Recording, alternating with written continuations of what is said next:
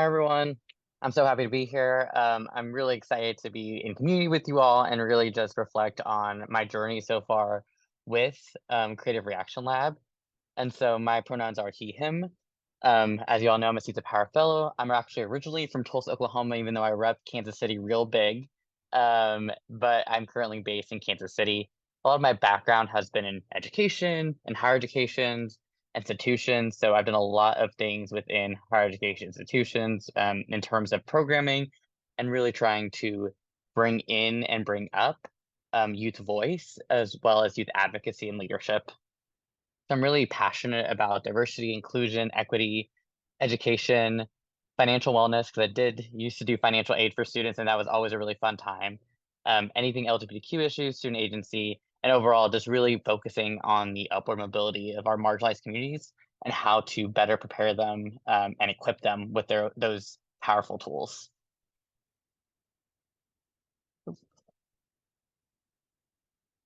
Awesome. So I use this picture because when we were having a one of our wonderful group bonding moments over Zoom as a group, we talked about different things that are really important to us. At the end of the day, what's important to me is my community. And so these are pictures of my community, things that I'm interested in, as well as I had to bring back my judgmental dog in the corner. But overall, just things that are motivations for me, especially to continue on with the work that I'm doing and also knowing why I'm doing the work. So I really chose the Seeds of Power Fellowship because I was inspired by the idea of collaborating within community. If you know a lot of different nonprofits, organizations, a lot of times they silo themselves and say, we're not going to work together, we're doing our own thing. Creative Reaction Lab really does the opposite of that and thinks about how can we partner with the community and not just other organizations, but people in the community, which a lot of times their voices are never at the table. And so truly I wanted to bring that into my work. And so in many different spaces, we've talked about diversity and equity. And in general, in Creative Action Lab, we do the work. Um, and after my time at Creative Action Lab, I'm really honored and I've really been able to hone in on my true passion, which is youth agency. And so I'm honored to be in this program. I'm really honored to be able to be here with you all. I think 8 months goes by way faster than you think it does. And then you're at the end and you're like, oh, wow, I did all these things. And so not only am I honored to have worked with the Creative Reaction Lab team, I'm really also honored to work with the other Seats of Power fellows, Agochi and Michelle. Both of them have really been instrumental in my growth. And one thing that I really appreciated about this internship and fellowship is that we were always in community with each other. We made sure to always check on each other. And what that is something that our entire team has done together. So that's part of my story, and I'm super excited to have this be one of the many chapters of my life. And so I can talk a little bit about my project. The video will probably do a much better job, but my project, I really, as I said, honed in on youth agency during this time. I created a website called Our Story because I saw the gap in how students are not knowledgeable about their ancestors and what they have done. A lot of times in higher education, we see student activism repeat itself. And so oftentimes I wanted to bring to them like, oh, this has happened before. See what's going on. This has already happened in your past. And let's work off that rather than replicate or rather respin the wheel, basically. And so I wanted really students to find comfort in how the people before them were able to approach advocacy for similar causes. Um, Also, as I've spoken a little bit during my master's thesis, I had focused on student activism through the college years. And so I really wanted to build off this. So if you see my other website, I have one called Our Story and then another one is called like Our Voice. And so I think we'll make an R series of where we're just really thinking about ourselves as a community through those different avenues. And so we can go ahead and share my video. Hi, my name is Amos Jaimes, and I'm a Seeds of Power Fellow for the 2023-2024 cycle. So for this past cycle, I've been really focusing on student voice and their agency and amplifying their voice through history of student activism, as well as creating a interactive platform that also pulls in resources for schools. So the purpose of my fellowship project these past couple months is to better understand student agency and create a space for students to understand what their ancestors have conducted in moments of student activism, especially in their local areas. Right now, a lot of my focus has been the Kansas City area, but I am looking to expand and do have a blog post out for different areas as well. My timeline and execution of my project has been three-pronged so far. First, I've created a robust website to host my materials that I've created. I've gained feedback from the CRX Lab staff, and I'm looking to gain feedback from local instructors. And then I plan to periodically update my interactive offerings on my website. A really big portion of my website and my research and my project in general is to make sure it's interactive and engaging to the audience and isn't just something that they visit one time and don't go back to it. So first, we're going to focus on some of the youth resources that I have created and that I'm still creating. So our story platform, once again, focuses on engaging youth through an interactive platform. Right now, I'm currently in the stages of creating a video game. I'm testing it, and I'm creating a video game that takes a student through a story of a moment of student activism, specifically in Kansas City. And so they'll play as a main character and be able to experience that and make decisions in order to be able to progress the story further, as well as learning from that experience in a different method than reading a blog. So I also do have blog posts up as well. I have 2 right now. And those are also a different way for our students to engage with the platform and to learn about activism in their area. So this is a website, and I will be taking you through it. So our story, our logo is right here. It is focused on going back in time to look at some of those histories and moments of power for our students. And so our blog is also right here. Our blog is this tab right here. And right now we have a post up about the 1968 Chicano Power Movement and the 1968 student-led protests. There's a theme right now in 1968 with a lot of youth activism. And so these were in Kansas City and these were in the California area. And so both of these are just quick summaries of what occurred, as well as offering resources, and then it goes into a video. So I made sure to include videos and everything that I produced, ones that are usually made from the community, but the reasoning behind it is because it allows for people to be able to learn in multiple different ways than just reading. So some of the school resources I created are based off Missouri Standards Alignment. Since we are in Missouri right now, and that's where we're based in. It really falls under these tools of social and science inquiry, really being able to allow students to examine history and the origins and impacts of social structures and some of those relationships between people. The reason we looked into these is to make sure that if a teacher did want to use these resources, this isn't the primary purpose of the website. It's really more student driven. But if a teacher did want to use these resources, they would be able to follow these standards.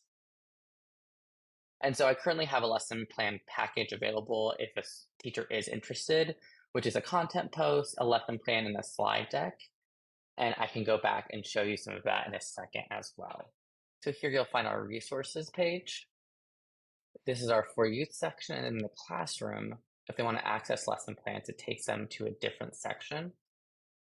And right now it has our 1968 Kansas City race riots. They'll be prompted to have a lesson plan and a slide deck.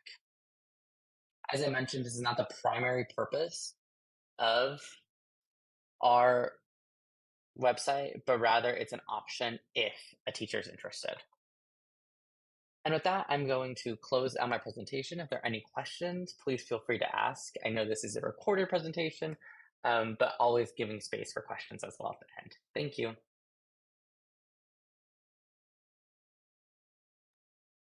Well, what a comprehensive, I'm so excited about where that project is going. Obviously, what you've done so far has been is incredible, such a rich resource for youth, for educators, and I can just tell how much of yourself you poured into this project. And I like the Easter eggs that you dropped about things to come. Yes, Michelle mentioning the gamification that's coming.